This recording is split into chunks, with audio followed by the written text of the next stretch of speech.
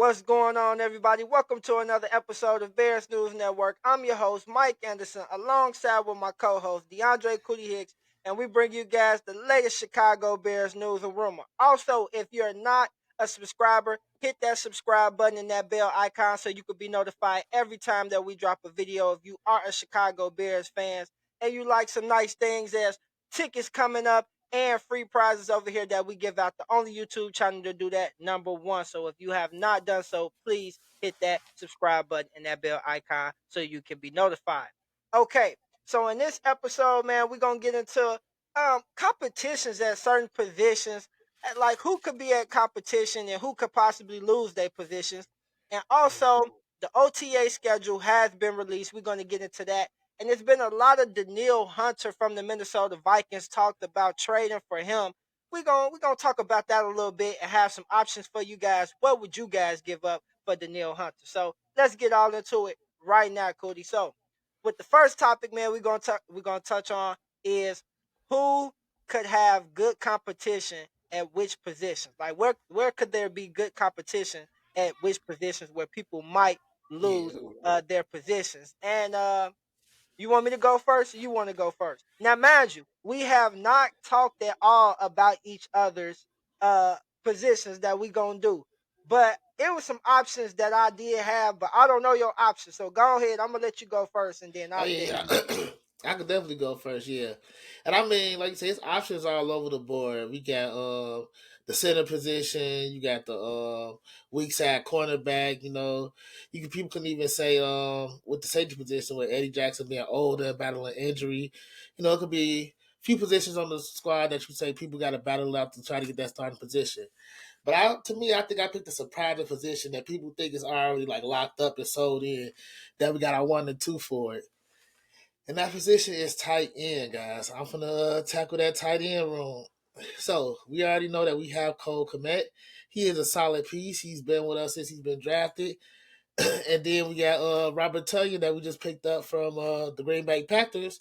And that's looking to be our 1-2, as a lot of people think Cole will be the tight end one. Then you got Robert Tonyan at number 2. But I don't think it's gonna be that simple. I think that once they, like I say, once the OTAs and training camp, people start trying to prove their worth. It's gonna be a harder fought battle between those two. I do think that they are still gonna be either way. They're gonna be a complimentary 1-2 punch at the tight end position. I do think that they're gonna always play off each other. I just don't know who the starter is gonna be, and I say that because I just look at it from when Cole Komet got drafted in 2020. I'm just looking at him and Robert Tonyan's stats from then.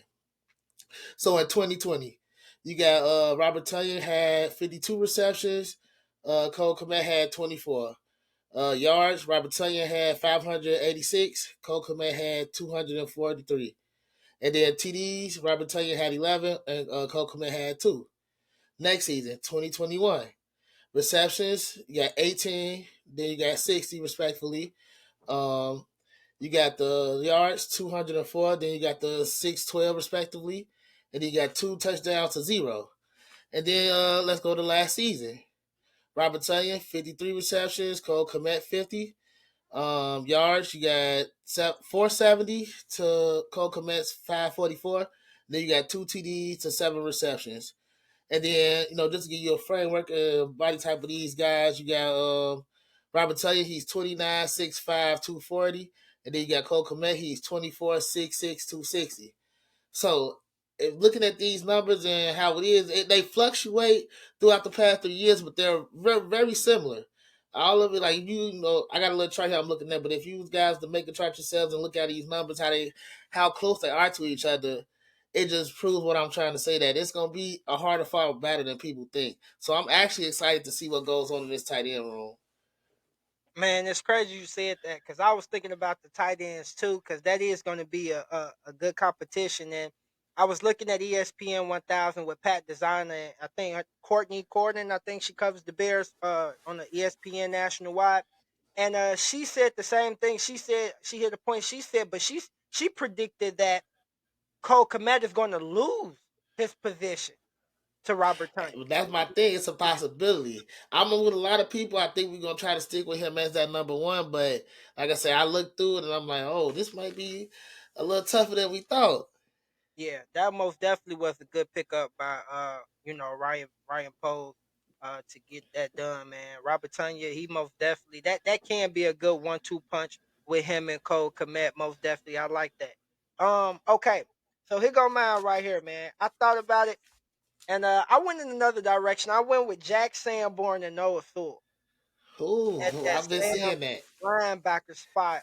Man, I just think it's now. Don't get me wrong. We love Jack Sanborn over here, but when you just look at Noah Sewell and how he was projected just a couple of years ago to be a first round talent, and how he fell back just due to the style of defense and what they had him do over there at Oregon, his stock draft had dropped, but man, this is going to be a good battle to me. No doubt Jack Sanborn, undrafted free agent, came in and proved himself to be our best linebacker out of our linebacker core with some vets on the linebacker core. So, and then with Noah Sewell coming in, how he's just a downhill linebacker, a hard hitting downhill linebacker, somebody that Matt Eberflus, he loves those kind of linebackers.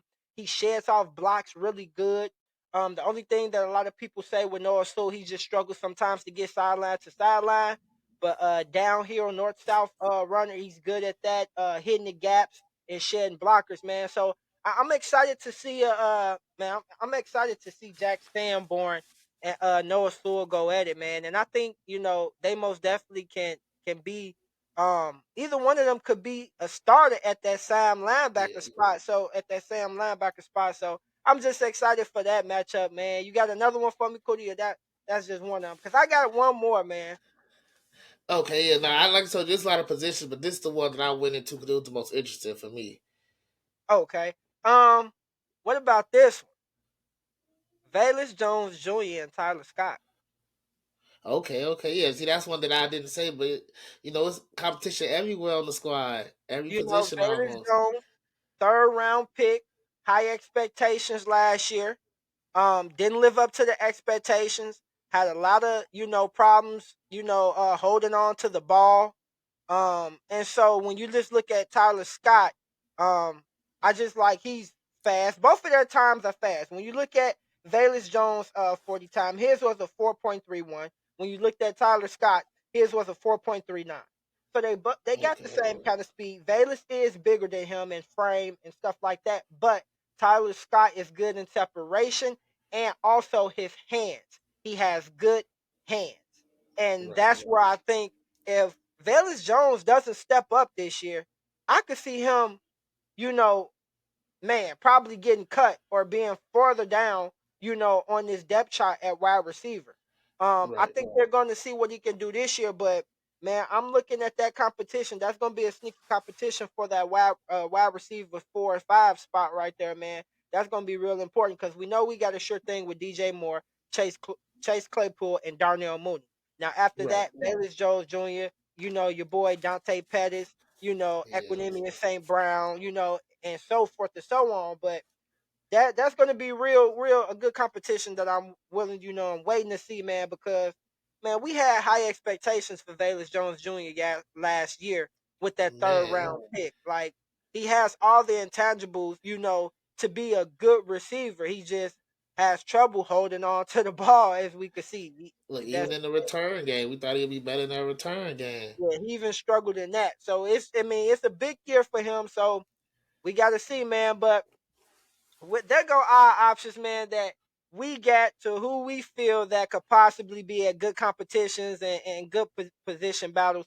We want to hear from you guys. Who do you guys see at the competition spot on what positions, man? We want to get your answers. Like I said, which positions do you see competition at? We want to know, man. We're going to have a question right underneath this video so you guys can have a comment. All right. Next thing, Cody, let's get into this. OTA schedule has been released, and this is as follows. Yes, Week one, first week of OTAs will be May 2nd and May 23rd, and then it will be May 25th. Second week, it'll be May 30th through June 1st, and then the third week will be June 5th through June 8th. So, They just released those. Those are the Bears OTA schedules. After that, training camp will be here, mandatory training camp. So that's the schedule for you guys. If you guys want to get some Okay. tickets or anything like that, you guys got to go on the Chicago Bears website. They will have open OTAs for some time for some fans to see the Bears practice. So guys, go check that out if you're interested in that. Okay, last topic of discussion that we wanted to get in, Cody, was it's been Daniil Hunter trade talks about Ryan Poles. Well, we know he said on an interview that he's going to go out and he's either going to sign the pass rusher off the open market or he's going to trade for one. So it's been a lot of talks about, oh, should we trade for Chase Young? Should we trade for this person, that person? When you look at Daniil Hunter, his numbers last year were as follows. He had 65 tackles, 12 tackles for loss, 10 and a half sacks, 22 QB hits, and he had one forced fumble. So, my question is, what would you give up for Daniil Hunter? Like, what would be your draft capital that you're looking at with those numbers right there? We know what he's doing. He is a Pro Bowl caliber type of defensive end, but with those numbers right there, Cootie, what do you see yourself doing? Like, if you're a Ryan Post, where would you go? Well, you know me. That's what I was doing. I had to pull up some stats of my own. So you know, I am a numbers guy. That's what we do here. We about the numbers. But I pulled up more of his career stats, and I'm liking the consistency I see. So seeing his numbers last year compared to the rest of his career, like the one he got double digit sacks, that's a plus. And then it looks like he can get double digit sacks, here and there. I ain't gonna say just when he wants to, but he had a few years when he's maintained double digit sacks and stuff. And then just looking at the tackles, he's getting them. So I mean, I'm looking at this piece. He'll be a solid piece for us. What will we give up for him? Hmm. I mean, okay, which way you want to go? Are we talking about trade with picks Well, or we're player, gonna or do you just strictly want to? draft picks. I say just strictly draft picks. If you had to, okay, if you was to call Minnesota, you say, okay, we willing to start here with a third rounder, second rounder, whatever. This is the starting point that we willing to give up for Daniil Hunter. Like, where would you start at? What would be your starting point as far as draft capital? Oh yeah, so like I say, I see the double digit sacks just from last season. And then like I said, I look over the career that he could kind of maintain that. I'm still going probably low second, early third, and I'll probably be trying to give up one pick number one, but I'll get them that high. Like the highest they will get would be late second. So I'm looking at it in the 50s or something. And then other than that, you can get early third, maybe a 60 or 70 pick. You talking about overall, but yeah, it wouldn't be nothing beyond that. So you say a low, high, mid, second round pick, Yeah, nah, I'm saying a low second round pick. Like a it'd low six, be, so early, yeah, like it'd be early. close. Okay, okay, It'd be close to okay, the end of that round. okay. I would say, I thought about it, but I would say I would start off at a second. I would start off with most definitely, like you said, with a second round pick. If Minnesota wants a first, then because see what I would do, I would give a second and probably a fifth, but I would want like a fourth in return. But if I'm gonna give up one of my first rounds, then most definitely I'll give up one of my first and maybe a sixth or a seventh round, and then that'll be it. But I'm not willing. I'm not willing too much to really want to. I like the fact that we have two first round draft picks next year, Oh and yeah, I'm keeping those. If it's yeah, available, I'm keeping those. that's hard for me to come off. Like, I'm not willing to come off of one of my two first round draft picks unless I'm getting an absolute game changer. Yeah, a You get what I'm saying? superstar. Like, yeah, exactly. Like you said, like a MVP superstar. caliber player. Yeah, yeah. That's the only way that I'm willing to come off for one of my first round, draft picks because I know like this player is instantly. I know he's going to be a game changer. He has the ability to win us games. Right, right. He'll be a person that he could be a win or lose piece for us in You those get what I'm games. saying? Yeah. So that's That's the reason why I said I would start off at a second. Like you said, he's always had a double digit sack. It's the consistency. He is consistent, and he most definitely will help out this defensive line. But if I'm Right. Ryan Poles, if I can, I would most definitely start off with a second. A second and a third, next year, second and third, second and a fourth. I don't know, man. We're gonna have a couple of options. Would you give out, a first or a second, a fourth, first or a third, or a second and a fourth? I don't know, man. We want to hear from you guys. What would you give up for Danielle Hunter from the defensive end from the Minnesota Vikings? We want to know, man, where would you start off? What round would you start off if you was Ryan Poles and you was to call the Minnesota Vikings? What is the price and where are you starting at? We want to hear from you guys. Okay, so, also, if you guys are interested in Chicago Bears jerseys or all of Yes, yes.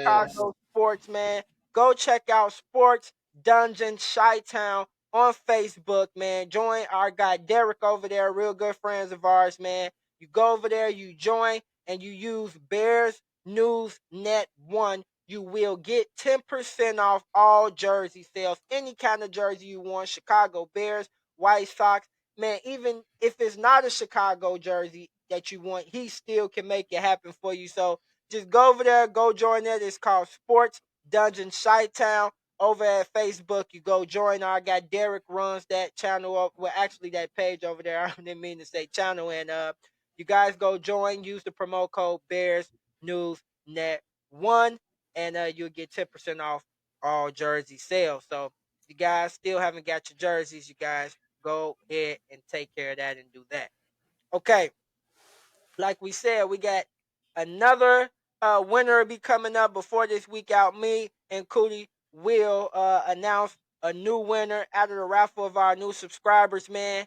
Please hit that big subscribe button like Yes, we said. yes. And we appreciate you guys subscribing. We see our subscribers is going up, so we appreciate you guys. Yes. And Appreciate all the love. Thank man, you. most definitely appreciate you guys. So thank you guys once again, man, for watching Bears News Network. Man, Cootie, catch you another time, man. And like we always say, bear down. Bet out.